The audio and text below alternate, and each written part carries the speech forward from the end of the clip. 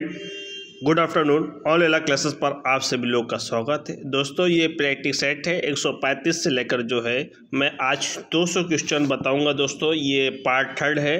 दोस्तों अभी तक जो ये ऐसा क्वेश्चंस है जो आपके लिए आने वाले जो बिहार जुडिशरी हो या यूपी जुडिशरी हो, छत्तीसगढ़ जुडिशरी हो, झारखंड जुडिशरी हो, इन सभी राजस्थान की जुडिशरी हो, इन सभी के लिए बहुत ही बेनिफिशियल है, आपके लिए बहुत ही मुफीद है। दोस्तों जो जिस स्टेट की तैयारी कर रहा है और कोई भी जो है अभी हाल ही में 95 जो है अधियाचना उत्तर प्रदेश के लिए आ चुकी है। उत्तर प्रदेश लोक सेवा आयोग द्वारा जो है ये हाल ही में पेपर कराया जाएगा, फरवरी में इसका नोटिफिकेशन निकाल दिया जाएगा। दोस्तों आप लोग तैयारी अभी नहीं कर रहे हैं तो आज से ही आप लोग लग जाएं तैयारी करने के लिए। अगर यूपीपीसीएसजे बनना है तो आज से ही से लग जाइए। दोस्तों अभी तक जो मैं एक छोटी सी दरख्वास्त है, हमारा जो चैनल है ऑल एला क्लासेस स्टडीज के नाम से चल रहा है।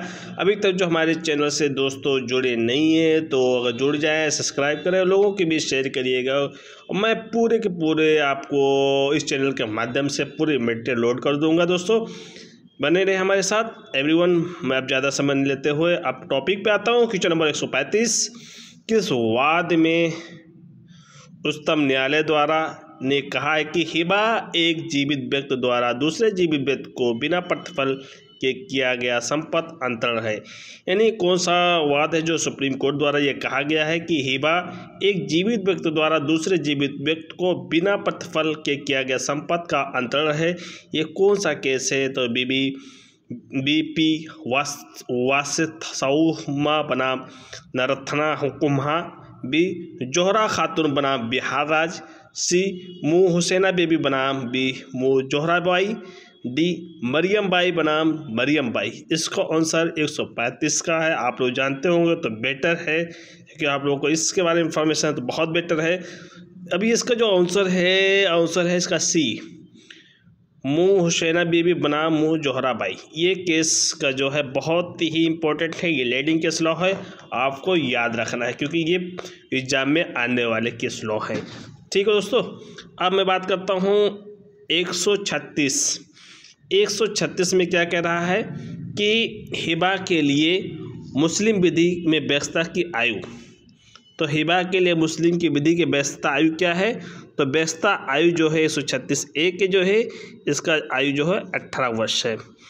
पर्दाशीन स्त्री द्वारा दान करने के संबंध में उल्लेख किया गया है। पर्दाशीन स्त्री दान देने के संबंध में उल्लेख किया गया है। अब इसमें केस है मुँह हुसैना बीबी बनाम जोहरा बाई, तो आपने अभी देखा है, ये जो है हिबा से रिलेटेड है। मरियम बाई बनाम मरियम बाई ये भी नहीं है। और उसके बाद में केस है जो है आपका जो है केस है उपरोक्त में से दोनों, उपरोक्त में से कोई नहीं। तो 137 में जो है ये क्या कह रहा है कि जो है पर्दाशीन स्त्री दान के संबंध में उल्लेख किया गया है।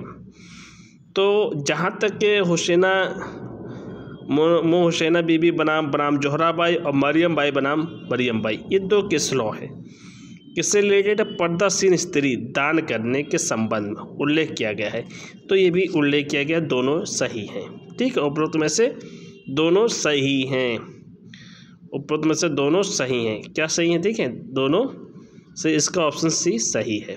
ठीक है, अब बात करते हैं मुस्लिम विधि में जो है क्या कर रहा है?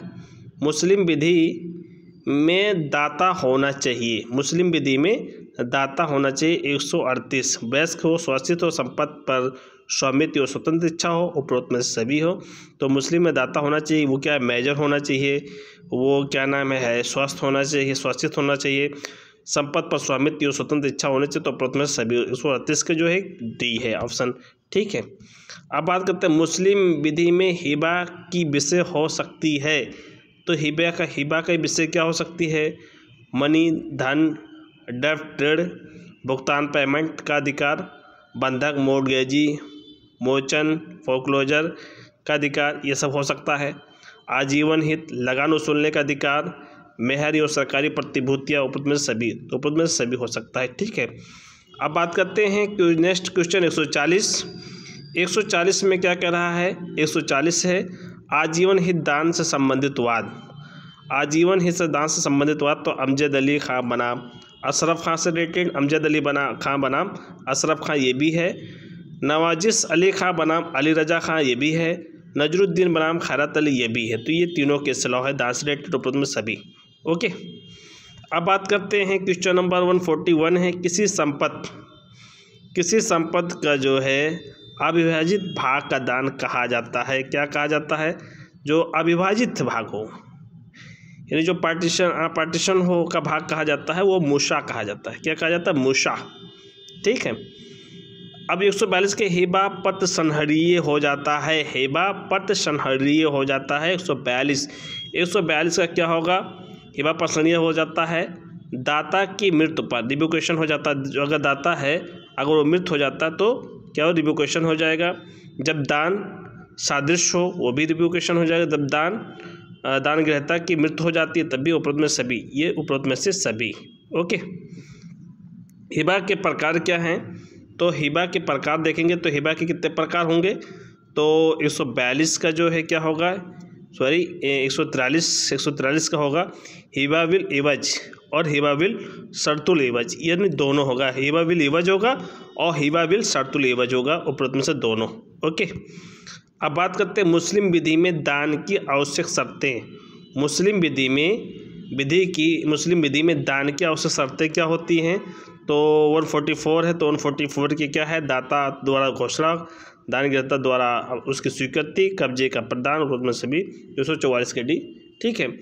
अब बात करते हैं क्वेश्चन नंबर धार्मिक उद्देश्य से किया गया हिबा को कहा जाता है। क्या कहा जाता है? धार्मिक उद्देश्य से हिबा किया गया उसको क्या कहा जाता है? उसे जो है सदका कहा जाता है। क्या कहा जाता है? सदका कहा जाता है। ठीक है।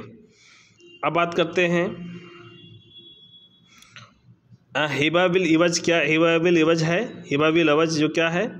हिबा बिल इवज जो है क्या है? तो 146 है। हिबा बिल इवज क्या है? तो प्रतिकर के बदले दान है। हिबा बिल इवज क्या है? प्रतिकर के बदले दान है। ओके, अब बात करते हैं 147 हिबा बिल शर्तुल इवज क्या है? 147 हिबा बिल शर्तुल इवज क्या है? तो हिबा बिल शर्तुल इवज शाश्वत दान है, कंडीशनल दान है। ठीक है। अब नेक्स्ट क्वेश्चन बढ़ते हैं। नेक्स्ट क्वेश्चन है मुस्लिम लॉ से, TPS से है। जब संपत्ति इस शर्त के साथ अंतरण किया जाता है कि ऐसे अंतरणकर्ता की मृत्यु के बाद होगा तो इसे क्या कहा जाएगा? S148 में कह रहा है कि जब संपत्ति इस शर्त के साथ अंतरण किया जाता है कि ऐसा अंतरणकर्ता की मृत्यु के बाद ही होगा तो इसे क्या कहा जाएगा? तो उससे कहा जाएगा वसीयत, यानी विल, वसीयत कहा जाएगा। ओके, मुस्लिम विधि में वसीयत करने वाले व्यक्ति का होना चाहिए। क्या होना चाहिए? तो 149 है। 149 का जो है वो मेजर हो, वो स्वासित हो, वो मुस्लिम हो, उपरोक्त में सभी। ओके, हिंदू विवाह अधिनियम में आपसी सहमति से तलाक का प्रावधान किस धारा में दिया गया है? हिंदू विवाह में आपसी म्यूचुअल कंसेंट से संबंधित कहाँ दिया गया है? तो 13B में दिया गया। कहाँ दिया गया है? 13B में दिया गया है दोस्तों। अब ठीक है दोस्तों, अंतर्राष्ट्रीय संगठन या वर्तमान अंतर्राष्ट्रीय प्रकरण, तो ये 2018 का हमको पढ़ने नहीं, 2+2 वर्ता भी नहीं पढ़ना है। S4 क्या है? तो S400 जो अभी ये भी नहीं पढ़ना है दोस्तों। और उसके बाद में क्या पढ़ना है आपको क्या पढ़ना है? ये भी नहीं, ये रिकरेंट ये भी नहीं पढ़ना। अंतर्राष्ट्रीय किस विवाद निपटाने साम्य शुद्ध, ये सवाल आप पढ़ा जा सकता है दोस्तों। 155 है कि अंतर्राष्ट्रीय न्यायालय किसी विवाद को निपटने के लिए साम्य न्याय शुद्ध अंतःकरण एस्को एवं वोटों का प्रयोग कब किया जाता है? तो 155 है। तो 155 का B पक्षकारों की सहमति से, किसके? पार्टीज के कंसेंट से। अंतर्राष्ट्रीय न्यायालय का कोई विनिश्चय क्या होगा? अंतर्राष्ट्रीय न्यायालय का कोई विनिश्चय क्या होगा? तो इसका देखेंगे क्या होगा दोस्तों। इसमें जब देखेंगे क्या होगा, अंतर्राष्ट्रीय न्यायालय का विनिश्चय 156 का ऑप्शन क्या होगा? पक्षकारों के बीच और उस विशेष मामले की बाबत अवध होता हो, अन्यथा नहीं। ठीक है। अंतर्राष्ट्रीय न्यायालय का निर्णय अवधिकार है। अंतर्राष्ट्रीय न्यायालय का निर्णय जो है अवधिकार है। क्या होगा?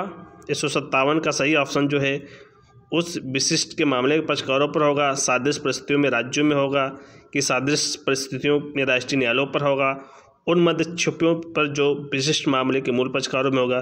जो इसका उत्तर 157 का ए है, उस विशिष्ट मामले के पक्षकारों पर ही है। ठीक है। नेक्स्ट, किसी विधिक प्रश्न पर अंतर्राष्ट्रीय न्यायालय परामर्शकारी विचार देने का अनुरोध कौन कर सकता है? तो 157 का है संयुक्त राष्ट्र संघ का कोई सदस्य, किसी राज्य का कोई उच्चतम न्यायालय, संयुक्त राष्ट्र संघ की महासभा, सुरक्षा परिषद की कोई भी अस्थायी सदस्य। 157 का ए है, 158 का सी है। 158 का सी संयुक्त राष्ट्र संघ की महासभा, यानी किसी विधिक प्रश्न का अंतर्राष्ट्रीय न्यायालय में परामर्श विचार करने का अनुरोध कौन कर सकता है? संयुक्त राष्ट्र संघ की महासभा। ठीक है। अब बात करते हैं अंतर्राष्ट्रीय न्यायालय के समक्ष पक्षकार हो सकते हैं। तो अंतर्राष्ट्रीय न्यायालय के समक्ष जो पार्टीज हो सकते हैं, कौन हो सकते हैं? 159। तो 159 के में व्यक्त हो सकता है कि संयुक्त राष्ट्र के दूसरे अंग हो सकते हैं, केवल अंतर्राष्ट्रीय एजेंसियाँ होती हैं, केवल राज्य हो सकता है। ऑप्शन ए है, केवल राज्य हो सकता है। ठीक है। अब बात करते हैं 159।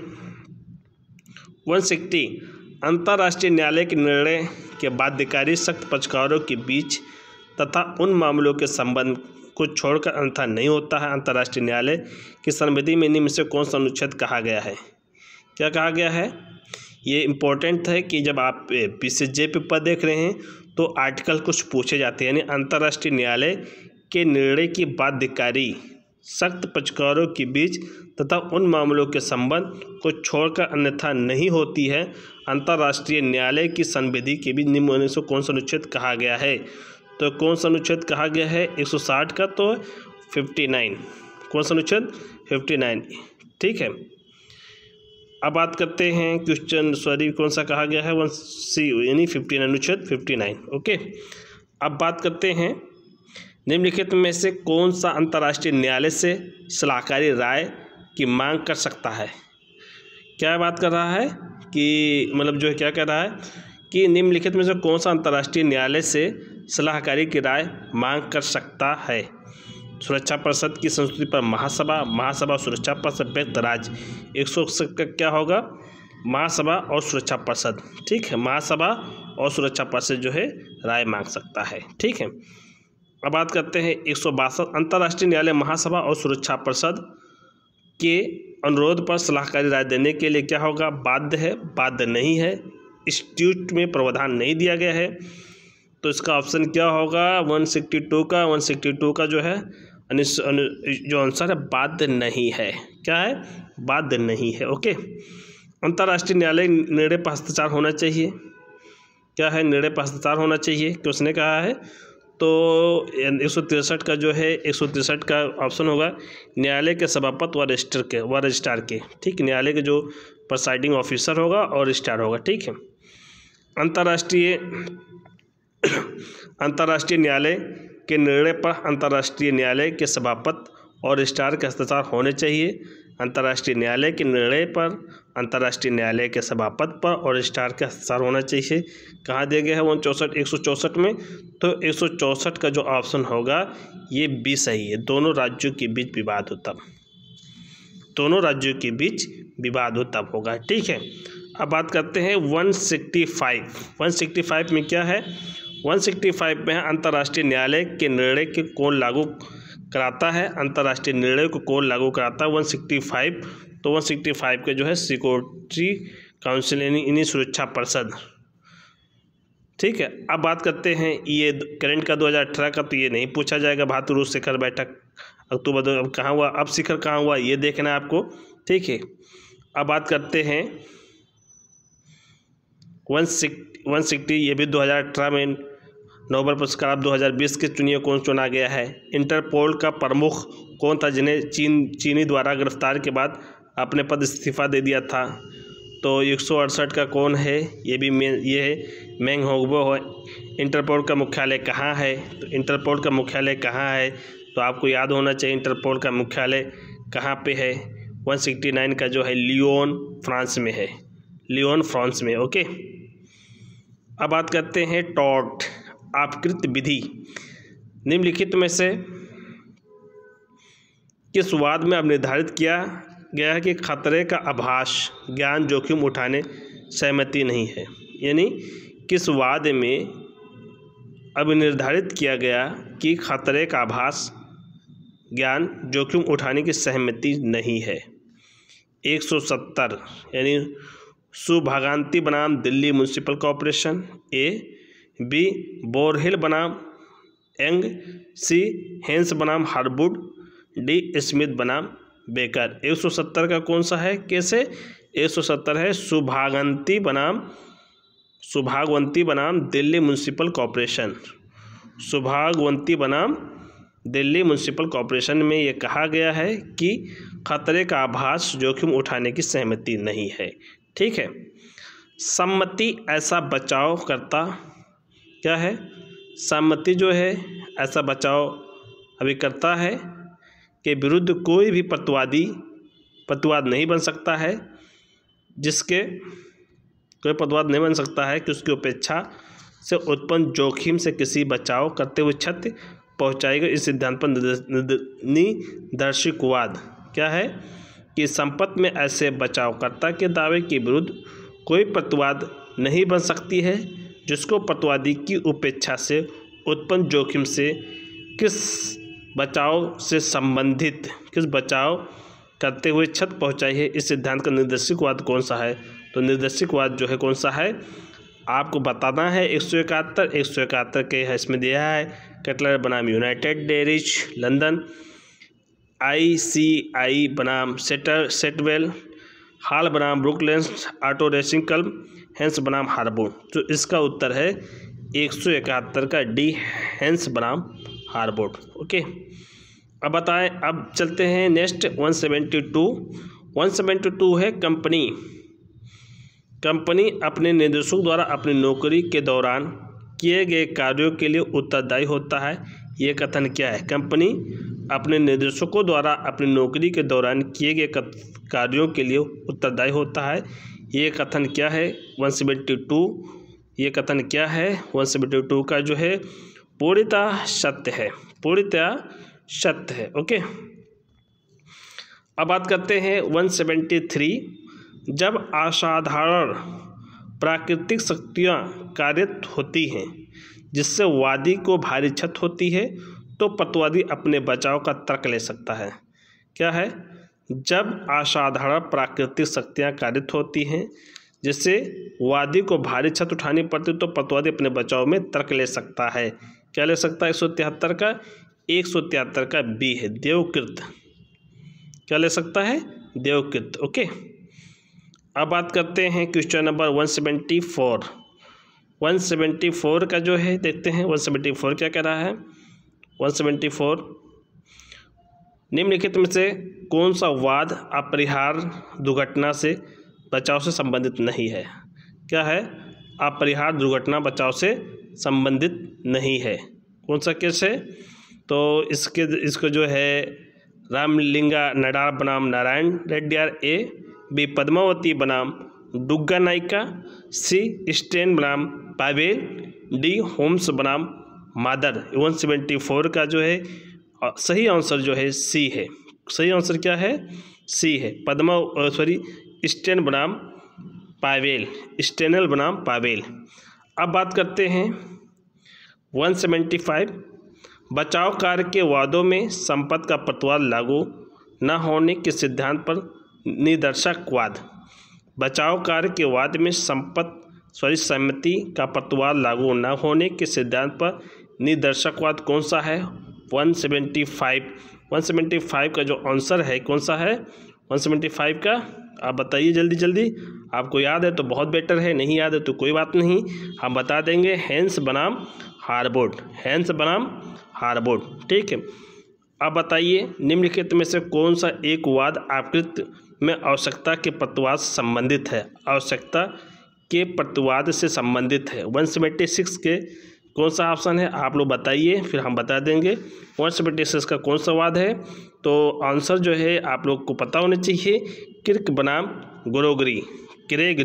ठीक है, किर्क बनाम Gregory. Okay, 177 metropolitan asylum district managers बनाम हिल किस बचाव प्रतिवाद का एक निदर्शकवाद है? तो 177 का जो है मेट्रोपोलिटन है एस्लायम डिस्ट्रिक्ट मैनेजर्स बनाम हिल किस बचाव प्रतिवाद का निदर्शकवाद है। तो 177 का क्या होगा? तो 177 का जो है सही आंसर जो है संवैधानिक प्राधिकार के लिए है, तो ऑप्शन बी सही है। ठीक है, अब बात करते हैं 178 क्या कह रहा है? 178 कहता है देवकृत के प्रतिवाद पर कौन सा निदर्शकवाद है? नहीं, देवकृत के प्रतिवाद पर कौन निदर्शकवाद है? तो निकोलस बनाम मसलैंड है। ओके, अब बात करते हैं 179 आप ध्यान से पढ़िएगा। 179 जो है अत्याचारी को हटाने में बल का प्रयोग औचित्य, वादी का संपत्ति में वास्तविक कब्जा या कब्जे करने का अधिकार होना आवश्यक है। संपत्ति के निजी प्राइवेट प्रतिरक्षा के संबंध में इस सिद्धांत का अभिकथन किया गया है। 179 क्या है? अत्याचारी को हटाने में बल का प्रयोग के औचित्य के लिए वादी का संपत्ति में वास्तविक कब्जा या कब्जा करने का अधिकार होना आवश्यक है। संपत्ति निजी प्राइवेट प्रतिरक्षा के संबंध में इस सिद्धांत का अधिकथन किया गया है। 179 का कौन सा है? होम्स बनाम बेगी के वाद में। ठीक है, अब बात करते हैं निम्नलिखित में से कथनों पर विचार कीजिए। अपकृत्य का दायित्व ऐसे कर्तव्यभंग से उत्पन्न होता है जो प्राथमिक विधि द्वारा नियत है। क्या कहता है कि अपकृत्य का दायित्व ऐसे कर्तव्यभंग से उत्पन्न होता है जो प्राथमिक विधि द्वारा नियत है।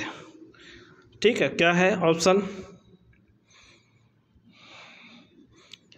पहला है यह कर्तव्य व्यक्तियों पर साधारण है।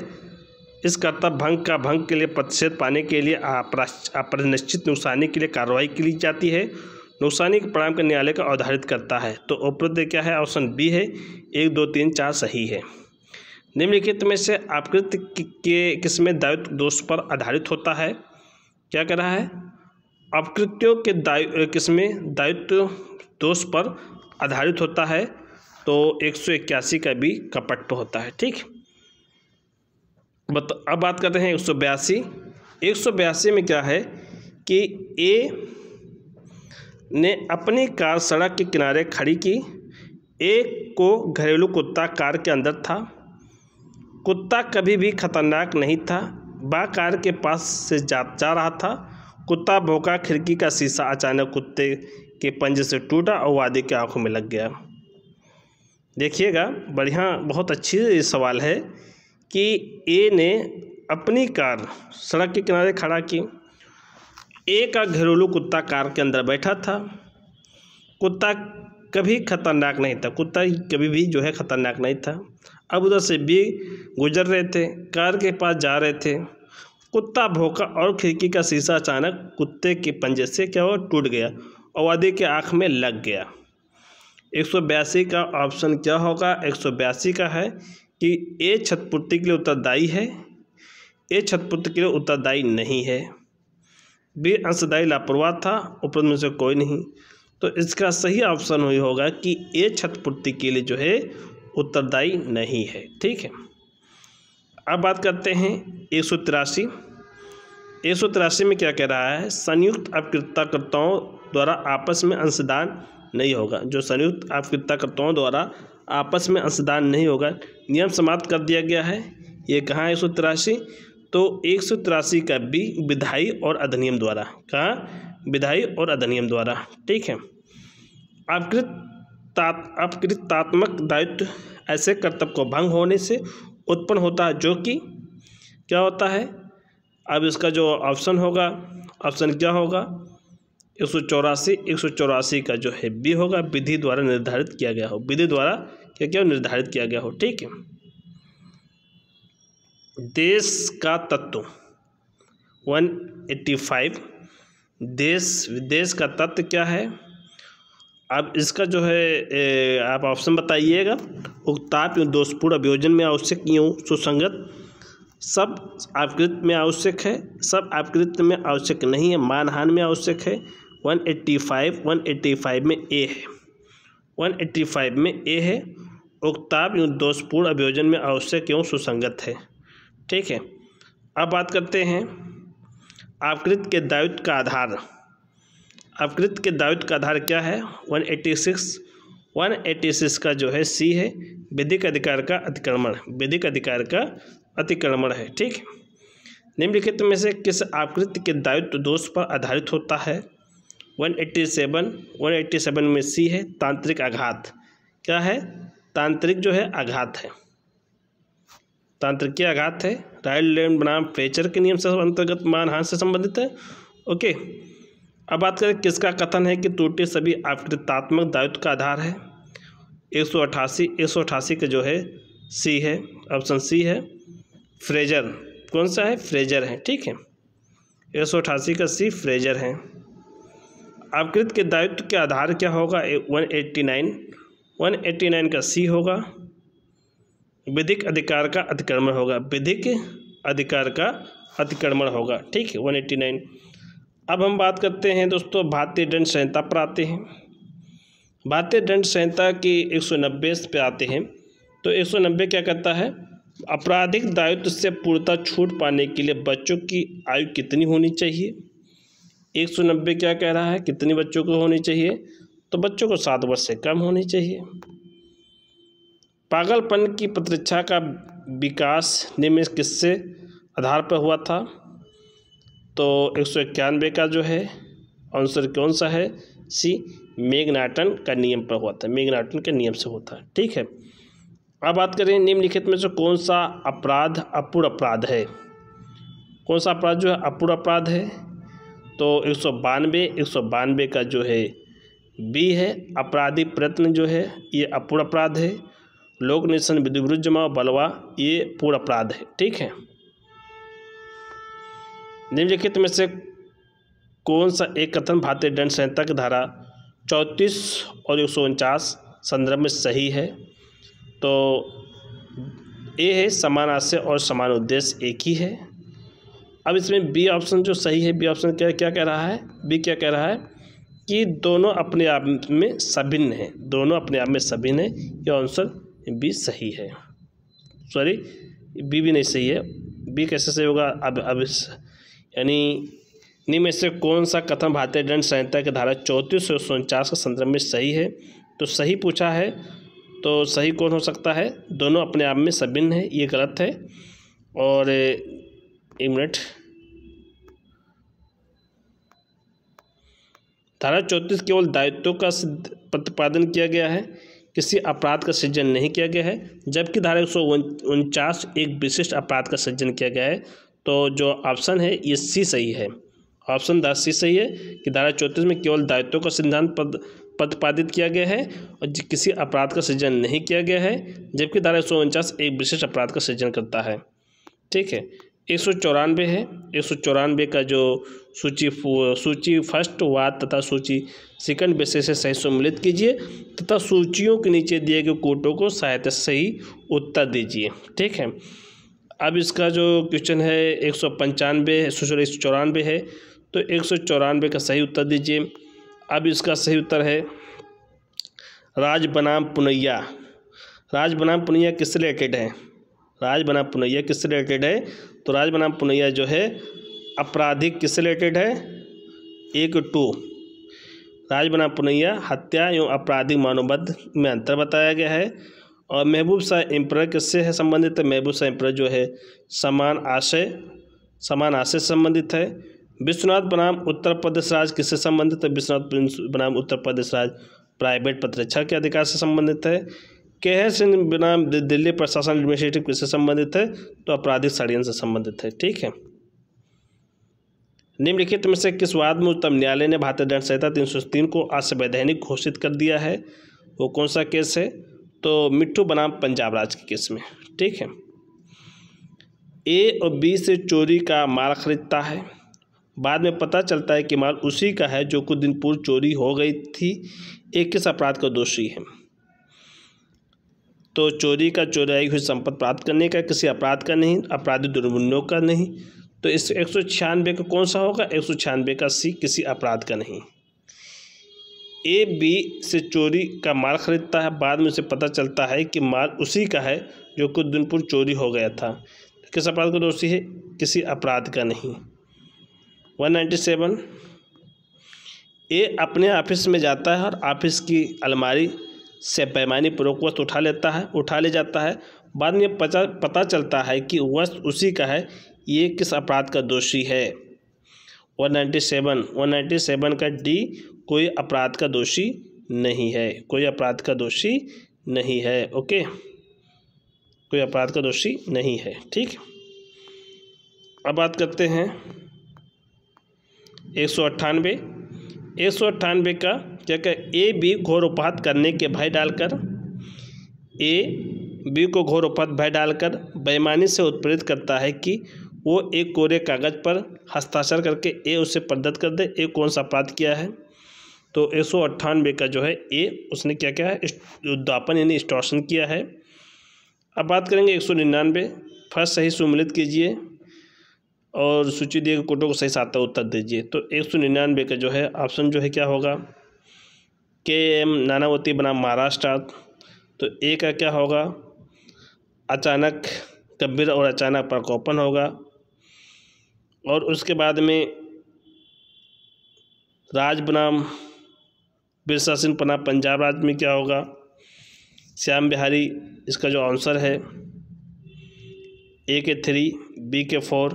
तो ए का 3 हो गया, ए के 3 हो गया, बी के क्या हो गया? 4 हो गया। राज बनाम नोटिस आपराधिक षड्यंत्र है, बिरसा बनाम पंजाब राज्य है उस हत्या से है, श्याम बनाम बिहारी राज डकैती से संबंधित है। ठीक, अब 200 है सवाल, लास्ट सवाल देखते हैं। 200, एक